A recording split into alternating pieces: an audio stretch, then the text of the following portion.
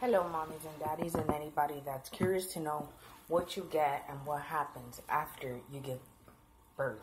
You go into labor and you give birth. Okay, so first off, let's start off with I went to the hospital Mount Sinai. I was over 41 weeks. The baby just didn't want to come out. I was super huge. Okay, first off, Epifoam. Epifoam is something you're gonna want to ask for if you do a vaginal delivery and you tear. You tear or they have to cut you. This is really good. It numbs the area. It has hydrocortisone. It's 1% and paramoxine hydrochloride, 1%. I don't know what that is, to tell you the truth. I didn't do no research or anything of that. I just know what I used. This, if you tear down there, this is perfect. It numbs the area. And then another thing, which nobody wants to talk about, but let's be real. When you go into labor, it's disgusting. You do a whole bunch of, being exposed, and everybody sees down there, nasty liquids, everything. Something called, I don't even know what this is called. It's called the anal epistomy relief. It's basically witch hazel, 50%. Is uses are for temporary relief of anal itching and burning. This, you will only need this if, well, I guess some people could. It doesn't have to be because you gave vaginal delivery or whatever. This you could also use if you have like hemorrhoids. And another thing, when you're pushing everything. You don't know what you're pushing. You're just pushing everything out that you can. They tell you to push. If you got the epidural, everything's so numb. You don't know what you're pushing out. So you might just poop on yourself. That's another thing. But since you're pushing everything, you're forcing everything out. And it might affect back there. And you are going to need this. This is basically just like a little wipe type of thing. I didn't really need it, but I kept it because you never know. And plus, they were charging me for it anyway, so look. It's just little wipes. It comes 40 in total.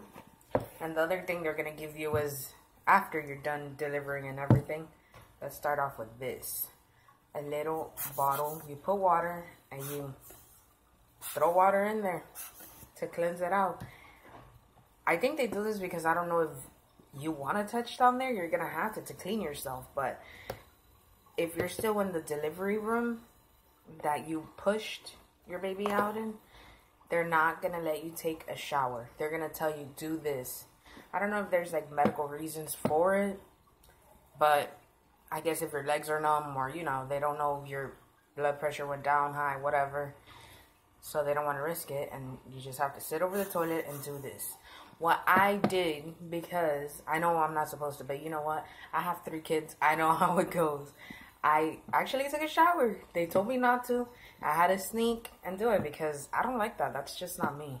I don't like feeling dirty and, But anyways, this is good.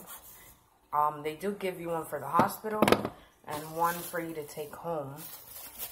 In this case, they gave me like 3. I don't know why, but whatever. They do give you like a little shampoo.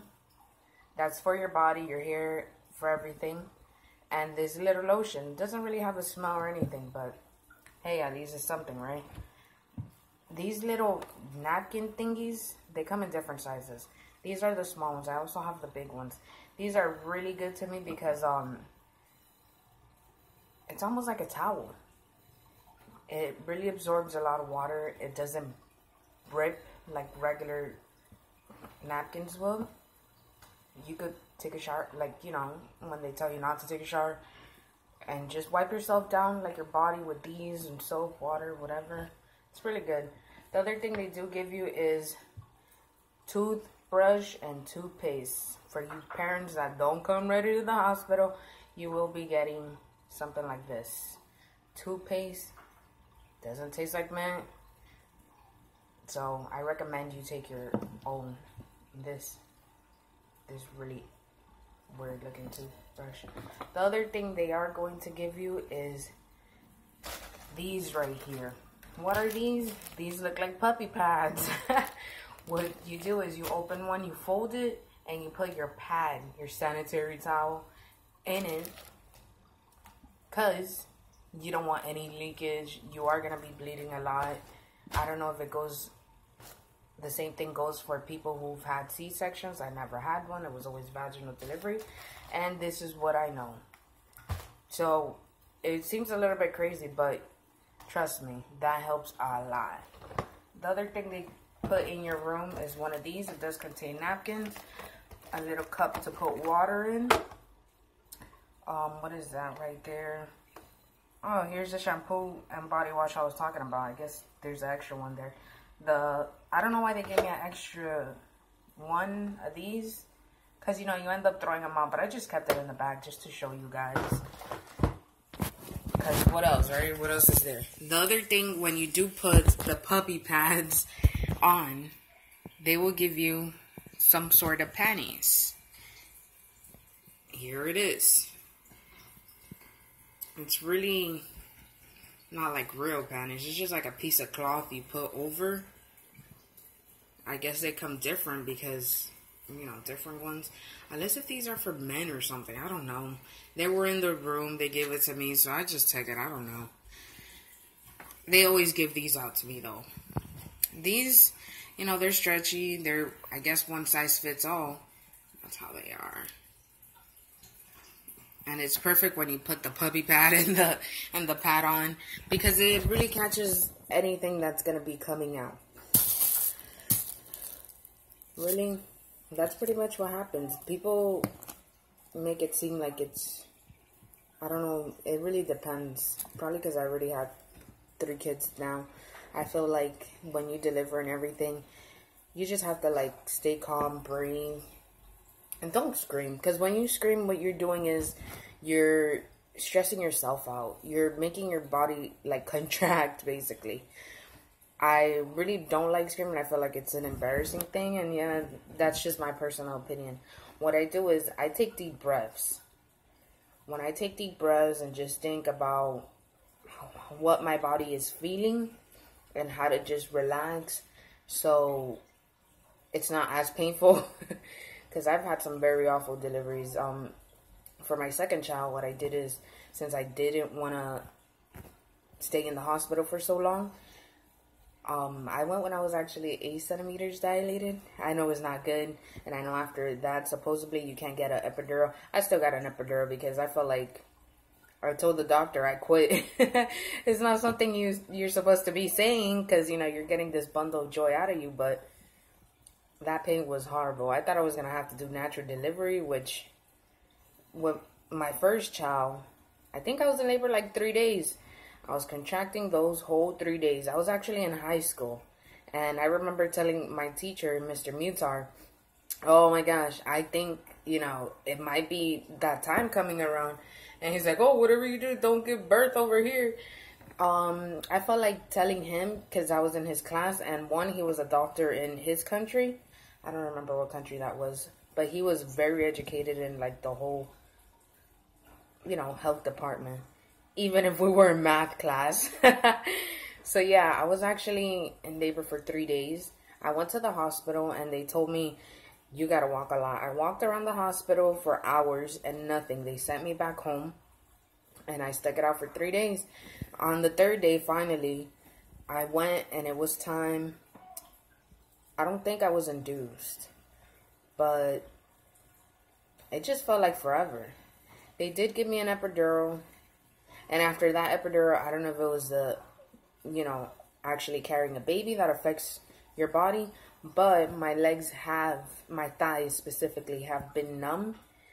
And I don't know if that's what happens when you move or something. But I do remember kind of moving a little bit because of the pain. They don't give you the warning. They just, so I guess now they're starting to give warning. Because I remember my second child, in that epidural, they did tell me, and what I try to do is just hold on to the nurse so I don't, like, flinch, twitch, whatever, as long as I don't move, right? And that recovery time was really fast, really, really fast. And my third child, I actually went in a Saturday night. I was overdue. My water wouldn't break. It finally broke after I finished moving. My house was set. And just one night I was like, oh, I'm feeling cramps, but I don't know what it is. So, you know, every night you get up to go pee like 10 times a night. And I felt like I was going to get up to go pee, but I just stayed laying down and psh, there goes the splash. I was like, oh my gosh, it's finally time. I didn't want to like freak my boyfriend out because he kind of panics a lot. And when I gently got up, I was like, okay, I don't want you to freak out, but I know my water broke. And he started freaking out. He ran to the kids' room and started telling them, oh, come on, let's get ready. Your mom has to go to the hospital. Instead of just relaxing, I was calm, relaxed. I took a shower. I got my bag ready. It was ready, but I wanted to make sure everything was good. I got my bag ready. I made sure the house was fixed up a bit. It was already fixed, you know. I just make sure before I leave the house or at night before I go to sleep that the house is extremely clean. So I have that habit of always double checking, making sure everything's good. So when I do get home, everything will be where I need it to be. We drove. He freaked out the whole time. I did try to put sanitary pads, but that does not work at all. Once your water breaks, it breaks, and there's nothing to hold it. Except these puppy pads if I had handy. Then I went to the hospital. It literally took like 12 hours. I asked for the epidural early because I know they take hours just to come to give it to you. And finally, towards the ending, they did give it to me after I was like, you know, doing breathing exercises and everything and trying not to freak out because it does hurt a lot. Your body, I don't know what hurts more, but that is really painful. And they give it to me towards the end. The doctor said that I moved, which this time I was making sure I don't move at all. I think it was because they were tired, but whatever. The thing is, they gave it to me. They had inserted it twice because they said, no, actually, did they insert it twice? I just know he said that he went too deep and there might be some liquid in me. When they removed it, they did say that if I get headaches, I need to call them. I was getting headaches, but I think it was just because my body was adjusting. I'm not too sure. But it wasn't as severe.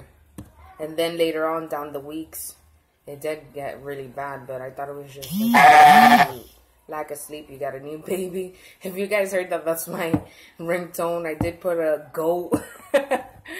But anyways, yeah, these are products that you will be getting for all you new mothers. Don't freak out. Just try to relax.